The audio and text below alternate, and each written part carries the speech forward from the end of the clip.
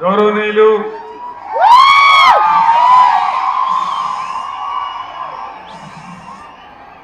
మల్కాజిగిరి నియోజకవర్గ బీఆర్ఎస్ అభ్యర్థి శ్రీ రాగడి లక్ష్మారెడ్డి గారు, గౌరవ శాసనసభ్యులు వివేక్ గౌడ్ గారు, మాజీ మంత్రివర్యులు పెద్దలు మేడ్చల్ ఎమ్మెల్యే శ్రీ మల్లారెడ్డి గారు, కూకట్పల్లి ఎమ్మెల్యే శ్రీ మాధవరి కృష్ణరావు గారు, మన శంబీపూర్ రాజు ఎమ్మెల్సీ గారు, అనుకోకుండా పెట్టుకున్న ఈ కార్యక్రమానికి గొప్పగా పెద్ద సంఖ్యలో విచ్చేసిన నా అన్నదమ్ములకు అక్కా చెల్లెలకు అందరికీ నమస్కారం. ఈరోజు జరిగే ఈ పార్లమెంట్ ఎన్నికలలో నేను మీ అందరిని ఒక్కటే మాట కోరుతా ఉన్నా. మీరు పట్టణ ప్రాంత వాసులు, హైదరాబాద్ నగరానికి చాలా సమీపంలో ఉంటారు. రాజకీయ చైతన్యం మీలో ఎక్కువ. 4-5 నెలల్లోనే ఈ రాష్ట్రంలో పరిస్థితులు ఎంత తారుమారైనాయో మీకు తెలుసు. అదేవిధంగా మనతో పోటీలో 2 పార్టీలు ఉన్నాయి. నరేంద్ర మోడీ బీజేపీ, రెండవది కాంగ్రెస్ పార్టీ. భారతీయ జనతా పార్టీ అధికారంలోకి వచ్చి ఈ దేశంలో 10 సంవత్సరాలు గడుస్తా ఉంది. 150 నినాదాలు ఇచ్చినాడు నరేంద్ర మోడీ. 150. సబ్కా సాత్ సబ్కా వికాస్ ఏమన్నా అయిందా? ఏం జరగలేదా? నరేంద్ర మోడీ చెప్పిండు ఆ రోజు, బీజేపీని గెలిపిస్తే విదేశాలలో ఉన్న నల్లధనం తెచ్చి ప్రతి ఇంటికి 15 లక్షలు ఇస్తామన్నారు. వచ్చినాయా? ఏం మీకు వచ్చినాయట కదా 30 లక్షలు? లేదు 30 వచ్చినాయట. రాలేదా? ఈటల రాజేందర్ చెప్తుండా? రాలేదా? మరి ఏం చేయాలి? 3 లక్షల మెజార్టీతో లక్ష్మారెడ్డి గారిని గెలిపించాలి. అంతేనా? బేటీ పడావో బేటీ బచావో ఏమైనా జరిగిందా? వికసిత్ భారత్ ఏమైనా జరిగిందా? అమృత్ కాల్ వచ్చిందా? వచ్చే దీన్ని వచ్చినాయా? అంటే అంత వట్టి ట్రాషే, ఏమి లేదు. రూపాయి విలువ డాలర్ వ్యతిరేకంగా చూస్తే 84 రూపాయలకు పడిపోయింది. చాలా భయంకరంగా దెబ్బతిన్నది. ఎక్స్పోర్ట్స్ బంద్ అయిపోయినాయి, ఇంపోర్ట్స్ పెరిగినాయి, దేశం యొక్క విదేశీ మారక నిల్వలు పడిపోయినాయి. అంతర్జాతీయంగా దేశం ప్రతిష్ట మంట కలిసిపోతా ఉంది మోడీ హయాంలో. మొన్న అరవింద్ కేజ్రీవాల్ ను, కవితను అరెస్ట్ చేస్తే అమెరికా దేశం కూడా తమ నిరసన వ్యక్తం చేసింది. అంతర్జాతీయంగా విశ్వగురువు అని ప్రచారం చేసే మోదీ విశ్వం మొత్తం మీద దేశ ప్రతిష్టను మంటగలుపుతా ఉన్నారు. వాళ్ళు చేసేది ఏం లేదు, అంత వాటి ట్రాషే తప్ప బీజేపీ వల్ల ఒరిగేదేం లేదు, జరిగేదేం లేదు. పైగా మోడీ మనకు మోసం చేసినాడు. హైదరాబాద్ నగరంలో బీఆర్ఎస్ ప్రభుత్వ హయాంలో ఐటీ రంగాన్ని ఎంత అభివృద్ధి చేసినామో మీకు తెలుసు. ITIR, information technology investment reason మన హైదరాబాద్ ఉండే, చట్టం ప్రకారం ఉండే, దాన్ని కూడా తీసేసినాడు. అదే విధంగా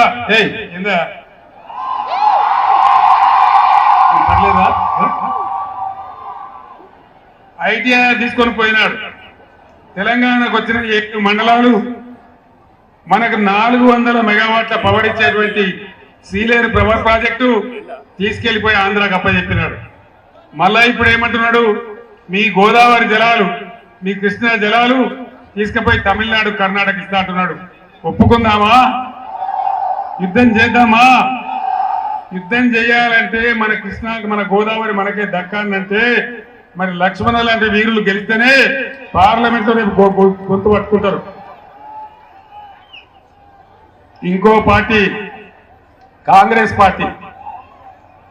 పార్టీ వచ్చిన 5 నెలల్లో బీఆర్ఎస్ గవర్నమెంట్ లో శివారు ప్రాంతాలలో మల్కాజిగిరి నియోజకవర్గం ప్రాంతంలో మంచినీటి సరఫరా ఎట్లా ఉండే మీ అందరికీ తెలుసు.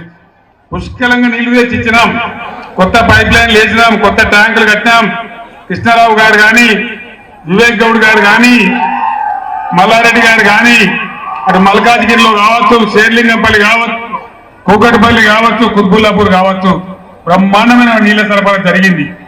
మరి ఇలా మళ్ళా నీళ్ల ట్యాంకులు కొనుక్కునే పరిస్థితి ఎందుకు వస్తా ఉంది? ఎందుకు నీళ్లు తక్కువైపోయినాయి? ఎందుకు భూముల ధరలు పడిపోయినాయి? ఎందుకు రియల్ ఎస్టేట్ ఆగిపోయింది? జంట నగరాలను నేను ముఖ్యమంత్రిగా ఉండే రోజు పవర్ ఐలాండ్ గా మార్చాను. నేను పవర్ ఐలాండ్ గా న్యూయార్క్ లో, లండన్ లో కరెంటు పోవచ్చు, కానీ హైదరాబాద్ లో కరెంటు పోకుండా చేసిన నేను. అది మీ అందరికి తెలుసు. కేసీఆర్ ముఖ్యమంత్రి ఉన్నప్పుడు కర్నూలు రెప్పగొట్టే పాటు కూడా కరెంటు పోలేదు. పవర్ ఐలాండ్ చేసినాం. రాష్ట్రంలో ఉండే అన్ని జనరేటింగ్ స్టేషన్లతో దీన్ని నేషనల్ గ్రిడ్ లో కూడా లింక్ చేసినాం.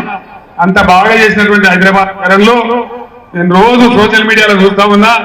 నిన్న కొద్దిపాటి వాన పడితే 6 గంటలు 8 గంటలు కరెంటు పోతా ఉంది, 10 గంటలు కరెంటు పోతా ఉంది. రాష్ట్రం ప్రతిష్ట పోతా ఉంది, పరిశ్రమలు వెళ్ళిపోతా ఉన్నాయి.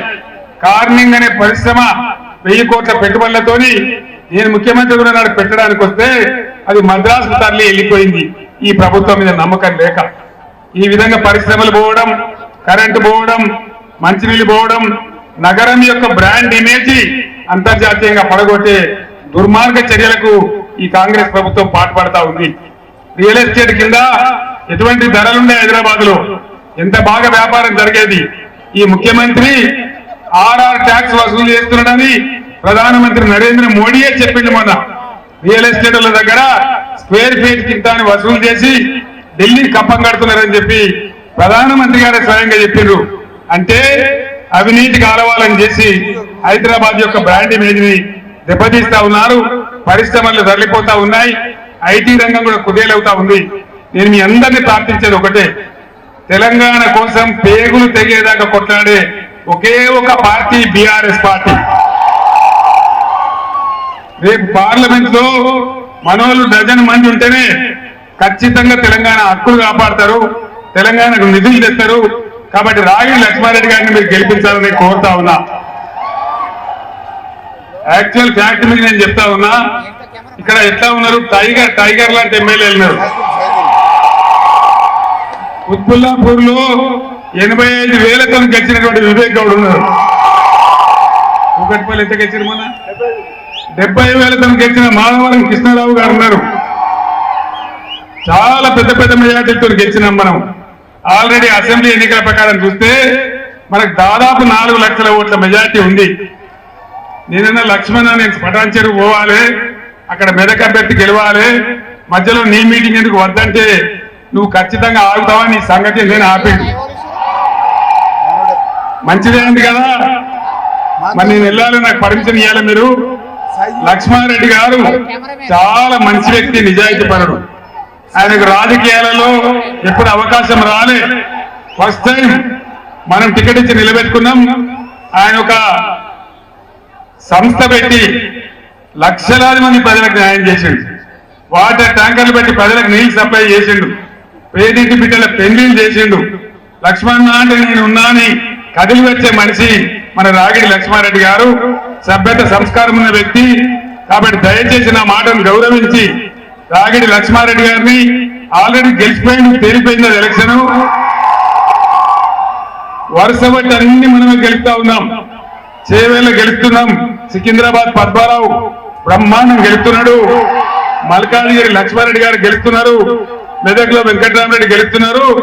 డజన్ పైచలకు సీట్లు బీఆర్ఎస్ గెలుస్తా ఉంది.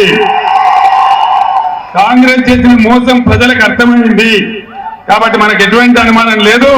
లక్ష్మారెడ్డి గారిని భారీ మెజార్టీతో గెలిపించాలని, ఇంకో 5-6 రోజులు కార్యకర్తల నాయకులు అందరూ కష్టపడాలని మీ అందరినీ కోరుతూ, అనుకోకుండా పెట్టిన మీటింగ్ కు ఇంత భారీ సంఖ్యలో నాకు స్వాగతం తెలిపినందుకు మీ అందరికీ కూడా పేరు పేరున ధన్యవాదాలు తెలియజేస్తూ నేను సెలవు తీసుకుంటా ఉన్నా. జై తెలంగాణ, జై తెలంగాణ. కారు గుర్తుకే, కారు గుర్తుకే. స్వామి బోధానంద గోసేవ ఆశ్రమం సైథాపూర్. జ్యోతిష్యం, వాస్తుశాస్త్రం మన పూర్వీకులు మనకిచ్చిన వరం.